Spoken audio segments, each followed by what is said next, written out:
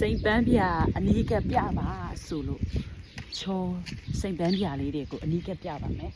ဒီစိန်ပန်းပြကတော့ချောရဲ့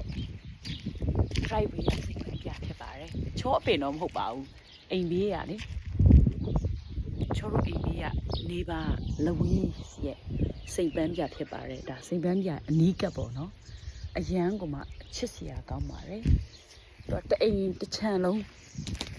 ပြာခဲနေအောင်ပွင့်တာပါစိန်ပန်းပြနဲ့ပနာရသူရဲ့တော့စိန်ပန်းပြပင်ကြီးရဲ့အောက်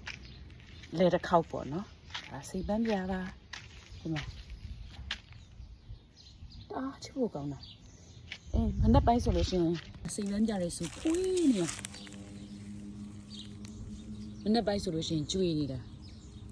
ဖွေးလို့ချစ်စရာအရန်ကောင်းချစ်စရာအရန်ကောင်းလာမလာhey hi darling we're done သမီးစပိန်နဲ့ကျောင်းကပြန်လာတာ we're done gaga